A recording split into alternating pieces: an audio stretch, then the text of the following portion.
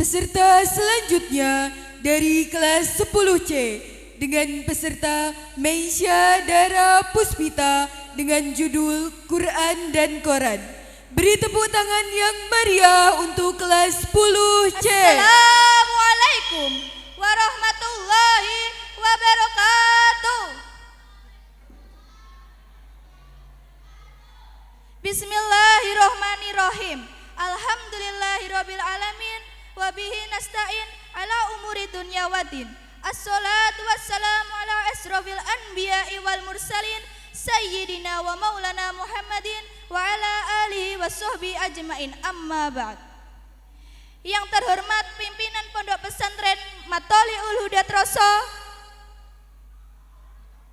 yang saya hormati Bapak Kepala Madrasah Aliyah Matholiul Huda Troso, Bapak Ibu Guru Madrasah Aliyah Matholiul Huda Troso, Bapak Ibu Dewan Juri, serta teman-teman rahmatullah. Segala puji bagi Allah yang telah melimpahkan segenap rahmat, nikmat, hidayah dan inayahnya kepada kita semua, sehingga kita dapat berkumpul di gedung serbaguna yang insya Allah mubarak ini.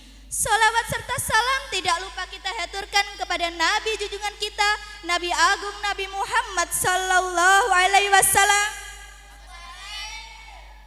yang telah kita nanti-nantikan syafaatnya di yaumul qiyamah. Perkenalkan, nama saya Meisya Dara Puspita, perwakilan dari kelas 10C yang akan menyampaikan dakwah dengan judul Al-Quran dan Koran.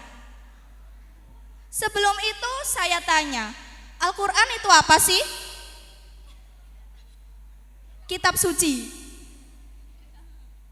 Al-Quran telah dijadikan pedoman hidup dari sejak zaman dulu. Al-Quran datangnya secara berangsur-angsur. Bahkan Al-Quran telah menjadi mukjizat terbesar bagi umat Islam. Al-Quran memuat artikel-artikel penting, bahkan informasi-informasi yang mencakup segala hal. Bahkan dunia medis, fisika, astrofisika telah dimuat dalam Al-Quran. Tapi sayang, zaman sekarang telah berkembang teknologi yang sangat pesat, bahkan telah menggantikan kemurnian pada Al-Quran. Zaman sekarang kalau ingin mencari-cari informasi, itu pasti lewatnya dari HP, Google, internet, komputer, semuanya. Bahkan sumber yang paling murni yang bisa memuat hukum-hukum Islam itu hanya ada pada dalam Al-Quran. Zaman sekarang aja kalau mau hafalan Al-Quran itu sulit sekali, bahkan harus mondok. Betul? Banyak para hafid-hafid yang hilang hafalannya hanya gara-gara terbawa arus kesesatan. Zaman sekarang itu yang akan menjadikan pondasi dari sumber informasi itu hanyalah Al-Quran, sumber terpenting. Tapi ya entah mengapa ya, sekarang banyak manusia itu yang menuhankan komputer. Bahkan kalau tanya apa-apa itu bahkan sering buka Google, betul kan? Upload di sosial media. Ya bahkan banyak warga Indonesia itu yang kurang literasi, kurang membaca Al-Quran, dan bahkan kalau saat mereka galau suka buka-buka story, buka-buka TikTok. Jadikan Al-Quran sebagai surat cintamu. Ingat, Al-Huda, Al-Quran sebagai petunjuk. Asy-Syifa, Al-Quran sebagai obat. Kalau lagi galau masalah cinta, putus cinta, ya kita itu ya buka TikTok, nggak pernah buka Al-Quran. Padahal Al-Quran itu adalah sebagai obat hati kita, penenang hati kita dari kegalauan. Betul apa tidak? Ada satu hadis yang meriwayatkan pentingnya Al-Quran pada zaman akhir. Bismillahirrohmanirrohim. Iqra'ul Qur'ana fa innahu ya'ti yaumal qiyamati syafi'an li ashabi. Artinya, sesungguhnya membaca Al-Quran pada hari akhir akan menjadi penolong bagi pembacanya. Hadis riwayat Muslim. Sumber-sumber teknologi telah berkembang pesat di zaman ini, bahkan telah menghilangkan kita kecintaan kita pada Al-Quran. Loh, bisa dibuktikan loh pada saat ritual. Saat ritual tadi pagi aja banyak yang gosip, banyak yang baca-baca story, bahkan tidak fokus dalam baca Al-Quran. Saya tidak menyindir, saya juga kayak gitu kok.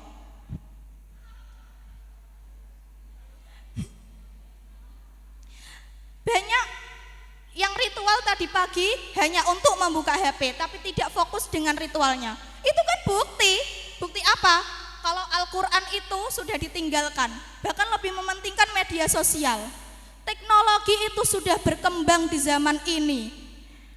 Banyak-banyak gedung pencakar langit yang seakan-akan menyaingi masjid. Ada satu lirik. Gedung-gedung tinggi pencakar langit nyaris menghiasi negeri. Bahkan teknologi di masa ini hoya sudah mencapai kawasan samawi. Hei Sobat MH, itu adalah merupakan bukti kalau Al-Quran itu telah hilang kemurniannya. Kesimpulannya, kalau kita lagi galau, lagi punya masalah pikiran, terutamanya pada anak-anak muda, ingat Al-Huda, Ashifa. Ya betul. Bunga Rafflesia arnoldi sangat busuk baunya. Cukup sampai sekian pidato hari ini. Semoga bisa berjumpa lagi. Wabillahi taufik wal hidayah. Wassalamualaikum warahmatullahi